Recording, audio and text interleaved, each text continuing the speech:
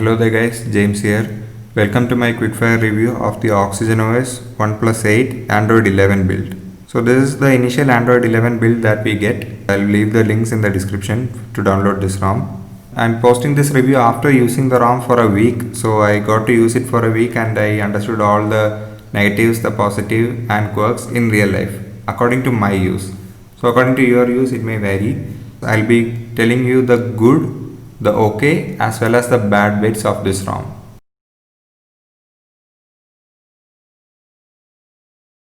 So let's start off with the good things. The first good thing is OxygenOS.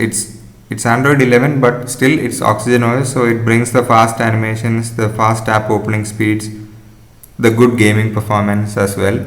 So usual OxygenOS stuff, it's a very good thing and it carries over. This ROM is a very good performer. Another good thing is battery life. After 2.5 hours of playing PUBG, I still managed to get over 5 hours of screen on time, which in my books is very good. If you use your phone more casually, you can stretch it much further. For me, I'm getting very good battery life, so that's also a good thing. So another good thing is some stuff from OnePlus, like some Android 11 OnePlus features. Like if I'm using the phone in landscape mode, I can choose to bring the notification panel from either side. If I choose from the left side, it will be biased towards the left. If I swipe from the right, it's there. And you will see it's for easy one finger operations. I like this. And also their UI is more biased towards one finger usage now. I like this. It's good as well as bad. Some may argue that it stays away from the usual OnePlus strategy, but it's a good thing as a concept. Now another good thing is the gaming mode features, which I'll be showing. If you swipe from the top left or right, you will see this box here. So here you can open WhatsApp, Instagram and that, but some special features is screen recorder and rewind recording. This rewind recording is a feature where it will start recording, but it won't record the entire clip. Only if you tap this icon, it will save the last 30 seconds. So you won't have to clutter your memory by saving entire games. If you think you've encountered good action in the last 30 seconds, you can tap this to save the video file. But there's a problem with that feature, that it only records in portrait mode. Now let's come to the okay bits of this ROM. The first thing is sometimes the notification icons will be misaligned and it will intrude into the notch area. You will see the notch is not very proper. You will see the battery icon just sticking out of the corner here. That's an okay issue, it's not a deal breaker. Another okay thing is the notification panel is not as responsive. So if you receive a notification, when you click on it, you won't be taken immediately into the app like the OnePlus 10 builds. It will take a split second to open the app. That's another okay bit. And some changes, OnePlus still haven't changed this from the OnePlus. This is not a problem of the developers, this is from OnePlus. So in vanilla Android builds, if you are in landscape mode, you can swipe the pill if you want to switch apps. But in this thing you can't do that. If you swipe, you can't switch apps. But at least in Android 11, they've brought the landscape task switcher, which OxygenOS lacked previously. So that's there. That's a okay bit. Some changes OnePlus are refusing to do. So now coming to the bad parts. The first thing is sometimes the volume UI takes a bit long to open. So if I need to reduce the volume quickly, sometimes it will come only after a second or two after I press the volume button.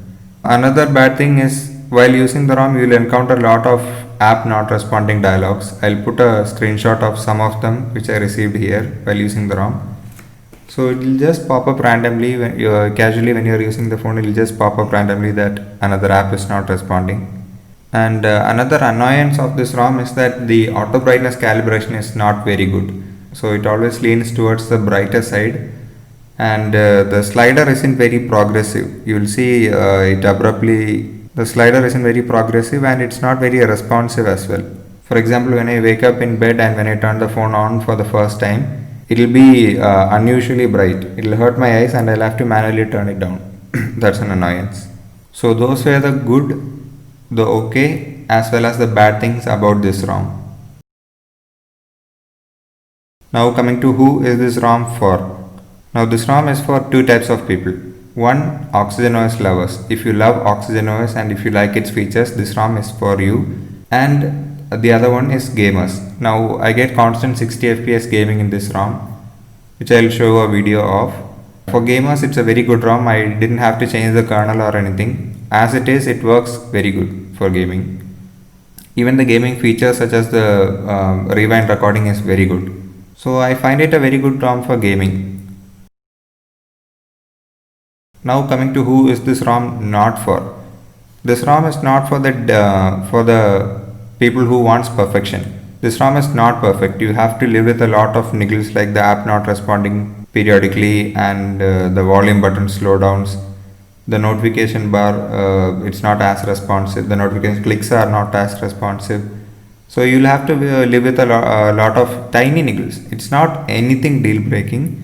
You'll have to live with a lot of small stuff. If you are a perfectionist, all those small stuff will add up eventually. You won't find this ROM perfect. So then this ROM is not for you. Now, is there any deal breaking bugs in this ROM? For me, currently no. This ROM is good enough for me. I daily drive this ROM for a week. I haven't felt the need to switch this ROM, but I found some things a bit annoying.